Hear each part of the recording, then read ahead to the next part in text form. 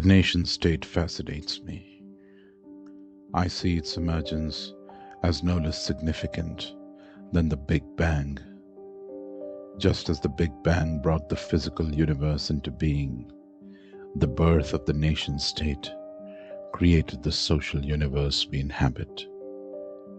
Its presence permeates every aspect of our lives, subtly defining the contours of our existence in ways we rarely pause to examine. The boundaries of the nation-state influence where we can live, work, and travel. They shape our identities, our allegiances, and even our sense of belonging. Yet, for all its influence, the nation-state is rarely questioned. We debate forms of government, criticize leaders, and argue about policies. But how often do we pause to ask, why do nation-states exist at all? Why this form of political organization and not another? Why do we treat borders as sacred lines and sovereignty as untouchable truth? In academic circles, these questions may provoke discussion, but outside of them, they enjoy very little attention. The reason for this is simple. Nation-states feel natural. One can easily believe that nation-states have always existed, that they are as old as civilization itself. But this is a story we tell ourselves. The truth is the opposite. The nation-state is not an eternal or universal structure. It's a product of its time, a reflection of the intellectual, cultural, and historical forces that shaped the early modern world. In fact, the nation-state is not that old either. In Empires in World History, Power and Politics of Difference, Jane Burbank and Frederick Cooper described the nation-state as a blip on the historical horizon, a state form that emerged recently from under imperial skies and whose hold on the political imagination may well prove partial or transitory. If we trace the origins of the nation-state, we find ourselves in Renaissance Europe, a world newly obsessed with form, materiality, and the human self. Artists like Michelangelo glorified the perfection of the human form, while thinkers like Descartes and Galileo sought to uncover the underlying structure of reality. Form, logic, and clarity became the new gods. And amid this cultural shift, something extraordinary happened. The human individual was born. Not the communal person, but the individual, a self-contained, unique being with distinct rights, desires, and a will of their own. It was a shift in the way we understood the human self that laid the groundwork for a profound political transformation. The old world of feudal bonds, communal identities, and religious hierarchies gave way to a new ideal, the autonomous individual. This shift wasn't just philosophical, it was visual. Renaissance artists filled their canvases with solitary figures posed in state of self-reflection, their humanity on full display. Sculptors chiseled out the fine contours of the human form as if to declare, "Here is man in all his glory." This fascination with form, the belief that the essence of something could be captured and contained, extended beyond art. It seeped into political theory, where the notion of form became the organizing principle of governance. The result? The idea of the state as a self-contained form. The Renaissance emphasis on human potential and individuality indirectly influenced the political landscape, as this shift in focus began to challenge the sprawling, hierarchical nature of empires. The nation-state offered a more human-scaled political structure, centered on the idea of individual and collective self-determination, much like Renaissance art elevated human agency. Just as the human body was seen as an independent, self-regulating system, so too was the state. It was no longer an amorphous collection of loyalties or a loose association of feudal ties. It was a unified body, sovereign, self-contained, and bounded by precise borders. Borders became more than just lines on a map. They became lines of meaning. To cross them was not just to move through space, it was to pass from one self-contained order into another. Sovereignty, once understood as the divine right of kings, was reimagined as the logical, scientific control of a bounded political form. This idea, now so familiar to us, was a revolution in political thought. It didn't happen overnight.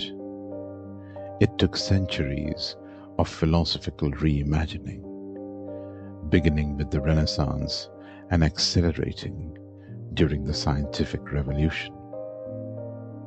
Thinkers like Hobbes, Locke, and Rousseau redefined the relationship between the individual and the state.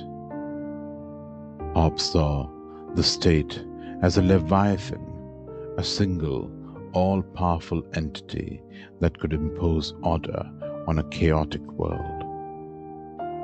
Locke viewed it as the protector of natural rights, while Rousseau framed it as the expression of a general will. While their visions differed, they shared a fundamental premise: the political world must be given form. It must be bounded, ordered, and logical, just like the new scientific worldview emerging around them. This obsession with form wasn't confined to philosophy. It permeated law, politics, and even the landscape itself. The Peace of Westphalia, often seen as the birth certificate of the modern state system, established a principle that still governs our world today: territorial sovereignty.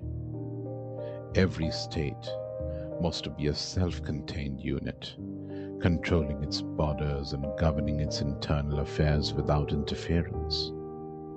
Westphalia didn't create borders.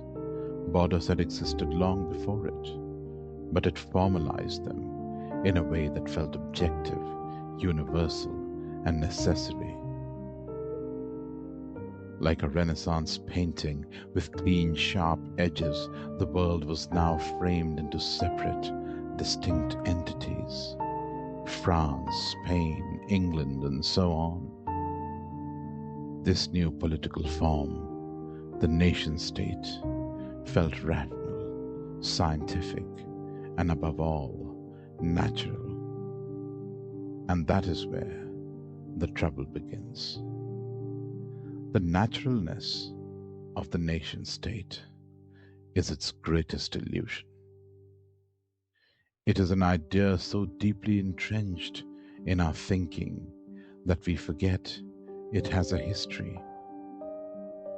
What if the way we organize the world into bordered, self-contained nation-states is a reflection of the Renaissance obsession with form, the Enlightenment's obsession with reason, and the scientific revolution's obsession with order? Once we start asking these questions, everything becomes strange. The boundaries that feel so permanent start to look fragile.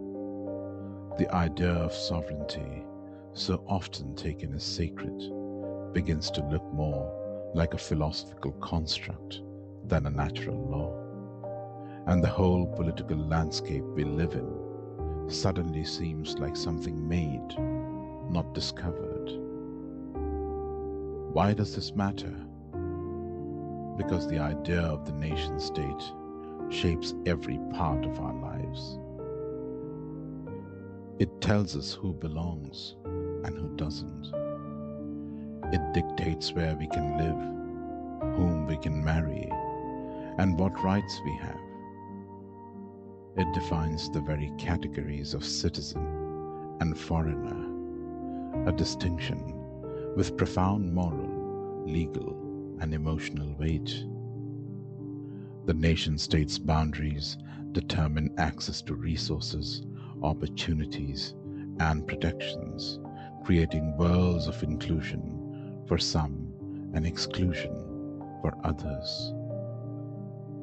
Its narratives of unity and sovereignty often obscure the divisions and inequalities it perpetuates.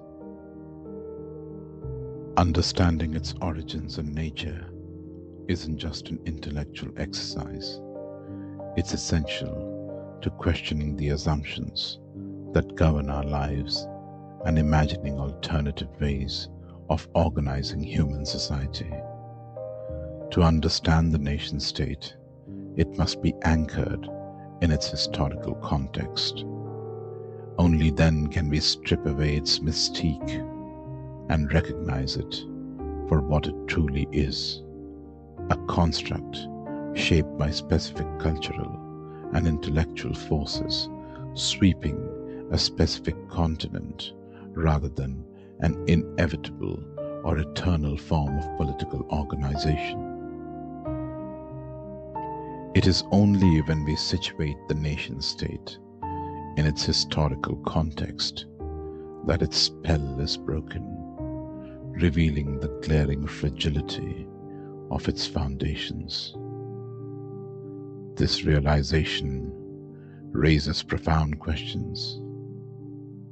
If the nation-state is a product of European history, is it the right model for the entire world? Do the rigid borders that divide humanity into separate nations truly reflect who we are? Can we imagine a form of political life that is not bound by borders and sovereignty, a form of life that recognizes human fluidity, movement, and interconnectedness? These aren't abstract questions. In an age defined by climate change, mass migration, and global interdependence, they are among the most urgent questions of our time.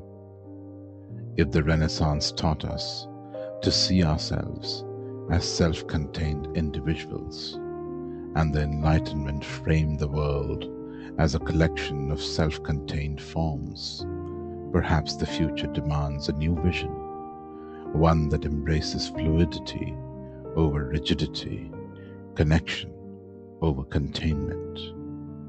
For now, however, we turn our attention to the nation-state as it is.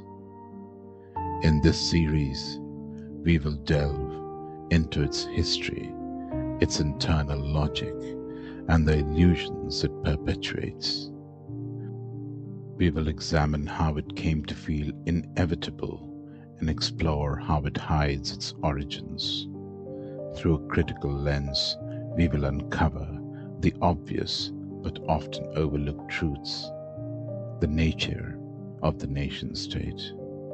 We will reveal how it has been constructed rather than naturally emerged, shaped by forces that are as contingent as they are influential. But before we can reimagine a world beyond the nation state, we must first confront the illusion itself, the idea that the nation state is natural. It isn't, and by revealing its constructed nature, we open the door to imagining how it could be redefined or even replaced. Welcome to the social universe. Let's begin by unearthing its Big Bang.